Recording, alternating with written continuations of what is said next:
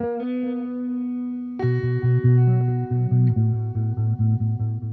right, so today we are talking about budgeting, and the first thing I'd like to point out is just a definition, which is income is the money that you make every year, and wealth is pretty much what you have left over at the end of the year. And the idea, of course, is regardless of whatever your income is, that you're building your wealth as you move through life. I want to point out that wealth is not a large income. Without really solid financial habits, it doesn't really matter how much money you're making, you're not going to have any wealth if you just blow through all of your income. And there's so many examples in this world of people who do that. People who make a ton of money. You can have people who are, doctors and surgeons who make hundreds of thousands of dollars a year and spend every dollar of it. And sometimes worse, they're putting it on credit and they're losing money. And so, again, it doesn't matter how much you make. Wealth is not a large income. You can look around the world and you can see it littered with people who don't know how to budget, blowing through that money, putting it on their credit cards, and standing really just one paycheck away from ruin.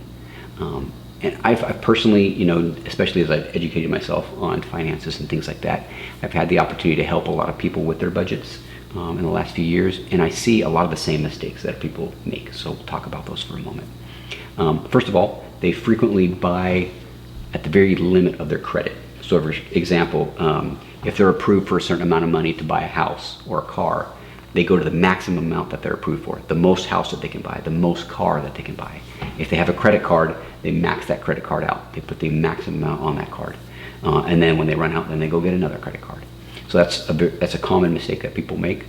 Another very common one is they spend money on small little frivolous things throughout the month, which end up devouring a large sum of money when you actually end up looking at it over a month or for a year.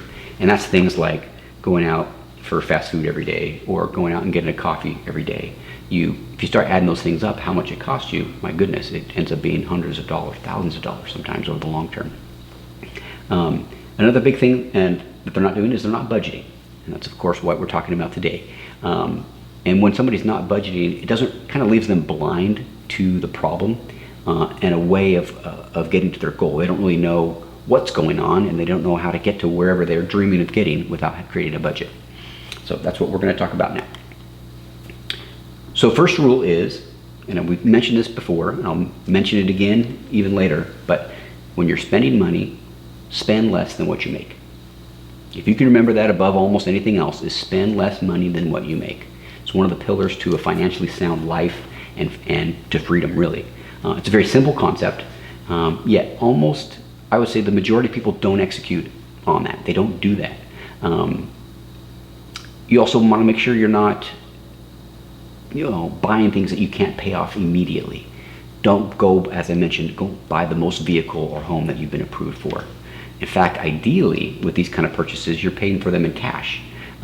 For a car, that's more possible. You can go out and buy a car, for cash if you save up money over the long term. But for a home, for most people, especially when you're first home, it's pretty hard to say like, oh, I saved up hundreds of thousands of dollars, I'm just going to buy it in cash.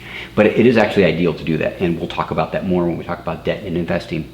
But the idea is to pay off that as much of that as you can. The other thing to try to do is not to increase your spending when your income rises.